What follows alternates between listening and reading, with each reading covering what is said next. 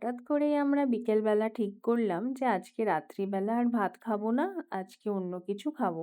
এবার অন্য কিছু মানে কি খাবো সেটা ভাবতে ভাবতেই আমাদের সময় হয়ে গেল ৯টা। তাই আমরা ভাবলাম যে ঠিক আছে, আর হয়তো কিছু কিনে কেটে খাওয়া হবে না, তাহলে আমাদের ঘরে ম্যাগি আছে আর কিছু সবজিপাতি আছে, ওটা দিয়ে ম্যাগি করে ফেলি। আর সৌ তো প্রচণ্ড পরিমাণে ম্যাগি পছন্দ করে, ওকে সারাদিন তুমি যদি ম্যাগি দিয়ে রাখো ও ম্যাগি খেয়েই সারাদিন থাকবে। ভাত-টাত খাওয়ার আর কোনো নামগন্ধ থাকবে না। কিন্তু আমার এটা খুবই অপছন্দ। ও ম্যাগি খেয়ে, খেয়ে নিজের ভুঁড়ি করে ফেলছে। আর আমি বলছি যে, "ম্যাগি খাওয়া যাবে না। এত ম্যাগি খেলে কিন্তু তোমার চেহারা বেড়ে যাচ্ছে।" তো যাই হোক, তো সেদিন ভাবলাম যে যাক, বেচারা খেতে যখন চাইছে তাহলে সেটা করাই হোক। আর যেটা করা হবে সেটা হচ্ছে স্যুপ ম্যাগি নয়, ভাজা ম্যাগি।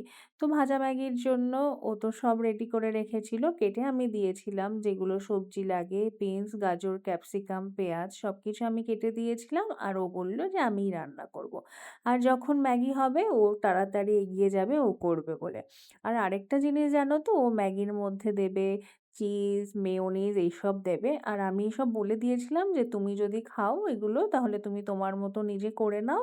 আমি কিন্তু এইসব জিনিস দিয়ে খাবো না। কারণ এগুলো খেলে খুব ফ্যাট হয় আর গ্যাসেরও যেহেতু প্রবলেম আছে, আমি এসব খাবো না।" তো ও বলল, "ঠিক আছে, আমি এইসব দেবো না, আমি নরমালি করব।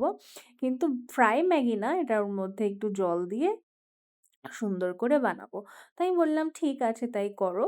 আবার তার মধ্যে কি হয়েছিল জানো তো? এই রান্না করতে, করতে আমি বলেছিলাম যে, "একটু তেল কম হয়েছে, আরেকটু তেল দাও।" তাই বাবুর আবার রাগ হয়ে গেছিল বলে সে আবার ওই রান্না ছেড়ে পালিয়েছিল ঘরে। তাই বলল যে, "আমি আর রান্না করব না, তুমি রান্না করে নাও।" তা আমি তখন বললাম যে, "ঠিক আছে, তাহলে যাও, তোমাকে রান্না করতে হবে না।" তারপরে বুঝিয়ে বাজিয়ে সে বাবুকে আমি তো রান্নার জায়গায় নিয়ে গেলাম।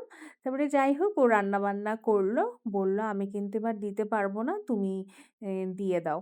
তো আমি আর ও দুজনেই শান্ত হয়ে বসে পড়লাম খাবার খেতে। আর ওকে বললাম যে, "রাগ করো না, খেয়ে নাও।" ওকেও দিয়ে দিলাম ১ প্লেট ভর্তি করে আর আমিও নিয়ে নিলাম। আর খেতে কিন্তু খুব সুন্দর হয়েছে। আর ও ম্যাগিটা না খুব সুন্দর বানায়।